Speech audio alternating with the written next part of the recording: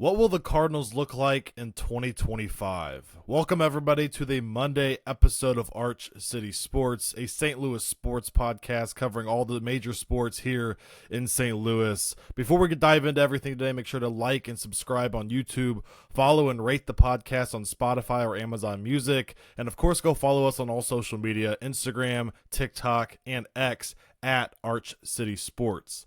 The St. Louis Cardinals dropped 2 out of 3 games this past weekend versus the Seattle Mariners. Both teams are about as mid as you can possibly get. The Seattle Mariners have great pitching. Logan Gilbert was phenomenal. Bryce Miller pitched great. And Luis Castillo was pitching really well before he got injured. But they have absolutely no offense whatsoever. On our side, we had Kyle Gibson, who pitched an absolute gem once again in Game 2 of this series. And Kyle Gibson is definitely now making a case for us to bring him back next year. Versus the New York Yankees 2 starts ago, 7 innings pitched, 5 hits, 1 run, and 6 strikeouts in Yankee Stadium. And then against the Seattle Mariners, again, a very poor offense, but he went 6 2/3, giving up only 3 hits, no runs, and 9 strikeouts, and actually went a season-high 112 pitches. Very impressive out of Kyle Gibson. He is now 8-6 on the year, and his ERA is down to 4.20 on the season. A guy that's not making a very good case of us bringing him back next year, even though he has 1 year left on his deal, is Miles Mikolas. Mikolas versus the Seattle Mariners was it was just awful. Absolutely awful. 2 innings pitched, 9 hits, 6 runs earned, 7 runs given up in total. He is now 8-11 on the season, which is whatever, but he has a 5.55 ERA. So he's pushing now. I mean, another bad start or two, he's going to be pushing a 6 ERA on the season. He's gotten to the point in his career where if he is not absolutely locked in with every single pitch and locating it perfectly, it's going to be hit hard. And the Seattle Mariners, like offense that has been slumping, one of the actually historically worst offenses when it comes to a team over 500. Miles Mikolas has got everything hit hard. Out of those 9 hits, only 1 was not hit hard. That was a Justin Turner bloop single into center field. Everything was hitting the barrel. Even their outs were hitting the barrel. Foul balls were hitting the barrel. Miles Mikolas could not locate very well at all. And if you're throwing 91 to 93 and you're going to put it over the center of the plate, even against an offense like the Mariners, it's going to get hit hard and there's going to be damage done. On the offensive side, Mason Wynn, to me, is a little burnt out right now. In his last 10 games, he's 5 for 40, no homers, no RBIs, and 12 strikeouts. The thing is, I really don't know who you would play at shortstop to give him a day or two off. It would have to be Jose Fermin. I guess Brendan Donovan could probably slot over there for a day. But overall, I think Mason Wynn's dealing with some stuff now, probably some wear and tear on his body. This is the longest, duration of a season he's had to play in his career. And so, like I said, last 10 games, 5 for 40, no homers, no RBIs. He's not doing very well with 2 strikes like he usually is either, usually does or has been this year. So, physically you can tell he's a little worn out, not making super explosive plays at shortstop either. So it would be really nice to get him a day or two to kind of reset before the offseason begins. And then Jordan Walker. Jordan Walker had not a very good series versus the Mariners, but he did a couple things that were very nice to see. A homer in Game 2 of the series, and then a 2 RBI double in the last game of the series, and an absolute blowout by the Mariners. Walker was 2 for 10 in the series, a homer, 3 RBIs. He struck out 4 times, but those 2 hits, like I said, did a lot of damage with it. A solo homer, I believe it was Game 1 or Game 2 of the series, and then, like I said, a 2 RBI double in Game 3 of the series on Sunday afternoon. On a positive note, though, there's one Cardinals player that is playing very well this month of September. That's Lars Nootbaar. Lars Nootbaar, 8 for 20 in the month of September, a homer, 5 RBIs, and 7 walks. That's how I can tell he is really locked in at the plate, is when those walk numbers continue to improve. He has a 556 on base percentage this month and a 1206 OPS. Now, it is only 7 or 8 games, but this also goes into the latter part of August as well. Lars Nootbaar has been locked in, raising his average almost up to 250 now. I would love to see him finish this year really strong, going into the offseason and solidify a major role in our lineup next season.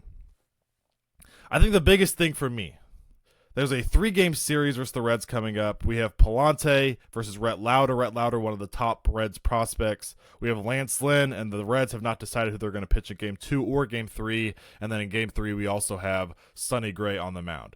What I'm looking at is a team that is 6 games back with 19 games remaining. So there's 2 ways to look at this.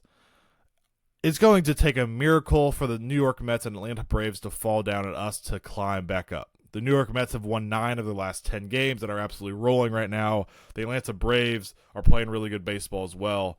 Now, the Braves and Mets do play some difficult teams coming up, so there's always a chance, but I'm not really banking on it. What I'm looking at is we have a lot of question marks going into the next season, year 2025.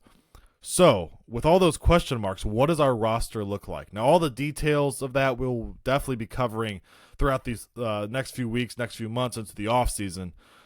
But I think these next couple weeks of the season, the next 19 games before the season wraps up for the Cardinals, is we are looking at a bunch of these players, like I just mentioned in Lars Nootbaar, and who is really going to pop out and solidify themselves as an everyday starter for the Cardinals going into next season.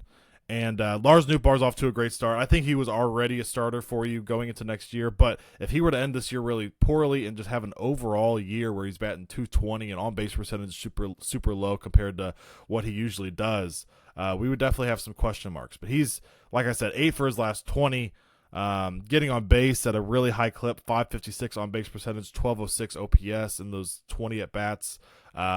Really good things to see from Lars Nootbaar. I think Alec Burleson obviously has solidified his spot, and Mason Wynn, but obviously all those question marks with Paul Goldschmidt, Nolan Arenado. What do you do in center field between Siani and Victor Scott? Does Jordan Walker really solidify himself as a starting right fielder for you? And so that's why I think these next 19 games, especially if we lose a game or 2 versus the Reds and the Mets continue to win and we fall 7 or 8 games back with 15 games remaining, something like that, I would just play Jordan Walker every day. I would play, all these young guys every single day. I might even call Nolan Gorman back up, even though he's not been producing down there, and just let these guys play every single day and see what they can do and see what you have going into next season. Like I said, though, a 3-game series versus the Reds coming up. Taking a look down into the pipeline right now, Nolan Gorman in AAA is batting 200. I know a lot of people have been asking about him. He's batting 200 since being sent down with 4 homers. So it sounds like a bunch of what we saw at the major league level. A lot of power, not a lot of getting on base, not a lot of average. Thomas Sajaci is having a very solid season, though, in AAA. The AAA season about to wrap up. He's batting 253 this year, 20 homers, 67 RBIs, and a 751 OPS. 22 years old. And remember, Thomas Sajaci is a middle infielder. I guess also could be a third baseman for you, or potentially a first base, that we got in a deal for Jordan Montgomery from the Texas Rangers.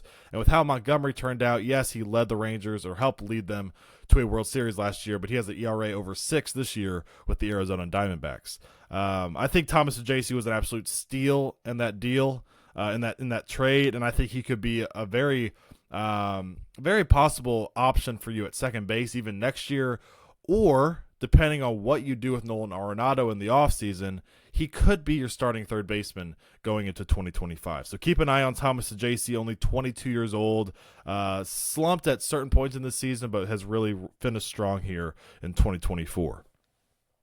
In Double-A Springfield, Chase Davis, one of the Cardinals' top 10 prospects, has been promoted to Double-A Springfield, and in his first 8 at-bats, he went 2 for 6 with a homer, or I guess I should say plate appearances. He has gone 2 for 6 with a homer and a double, a homer in his first at-bat as well. Really good to see Chase Davis, who started the year as a 22-year-old in Palm Beach with a lot of younger guys around him, wasn't producing very well, got hot, got promoted to single A Peoria, high A Peoria, was producing a lot there, and now kind of a shock in my opinion to be promoted to Springfield. I wasn't really picturing that for him to wrap up this season, but him being promoted to Double A is a really good sign, and a really good sign that he's producing there as well. Hopefully we see Chase Davis maybe at the latter part of 2025 or definitely in 2026, hopefully playing a huge role for the major league team, St. Louis Cardinals. High A Peoria, they just wrapped up their season. Darlene Saladin, I made a video on him a couple weeks ago. He finished up the season for the Peoria Chiefs, going 6 shutout innings with a win along with that. The biggest thing I'm seeing with single A Peoria going into 2025 is that we need to see more out of our number 25 prospect Juan Bin Cho.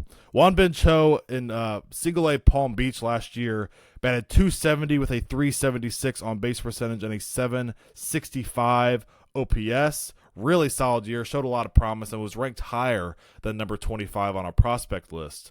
And then in 2024, this season, spent the entire year in Peoria, and it was a really down year for him. He batted .227.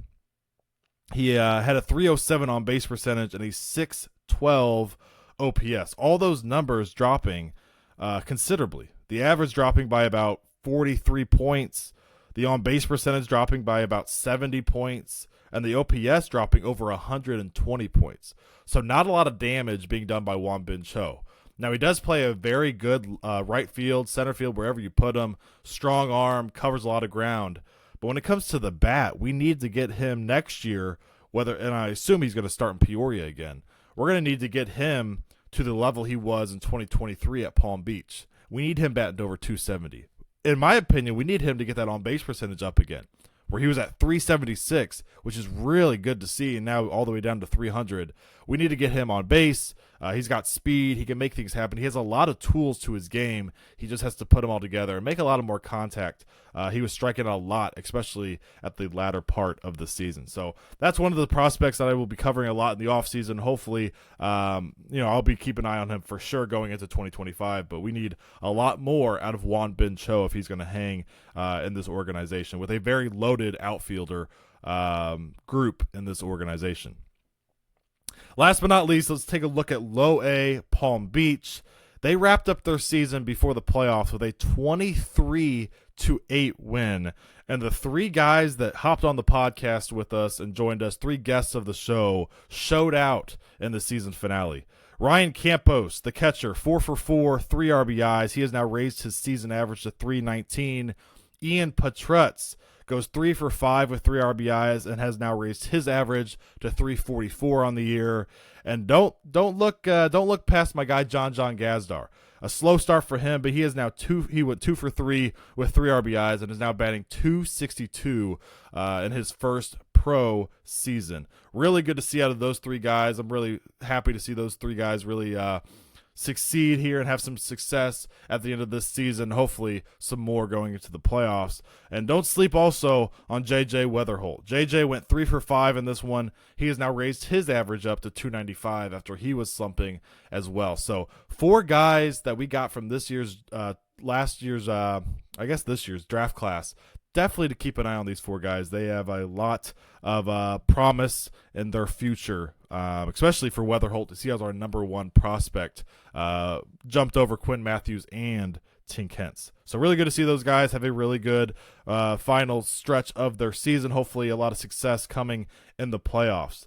That will wrap it up for this Monday episode of Arch City Sports. I will tell you, though, we've been covering a lot of Cardinals, obviously, and the social media content has been a little sporadic lately. We are now back to everyday posting videos, so make sure to go follow over there, Instagram and TikTok. But like I said, we have covered a lot of Cardinals, obviously, with the season in the month of September. It's all wrapping up. But this is the last episode where we will just be covering the Cardinals. We have a lot of St. Louis Blues content coming, a lot of predictions, as well as things we want to see from certain players this year, and then obviously the season starting in the month of October. But also St. Louis City, I need to be covering them more for you guys, so we're going to cover more St. Louis City content, and St. Louis University basketball, SLU basketball, going to be covering a lot of them this fall. So I just want to let you guys know, obviously the Cardinals content will not stop, but it is not going to be the only thing we cover here on the podcast. So make sure to like and subscribe on YouTube, follow and rate the podcast on Spotify and Amazon Music, wherever you're listening. Make sure to go follow us on Instagram, TikTok, and X at Arch City Sports. Would love to see you guys over there. We post daily sports, St. Louis sports content. But keep an eye on these next coming episodes. Cardinals content, St. Louis Blues, St. Louis City, and SLU basketball. So make sure to like and subscribe, follow wherever you're listening or viewing at, rate the podcast, and we will see you guys on Wednesday as the Cardinals start a 3-game series on Tuesday night versus the Cincinnati Reds.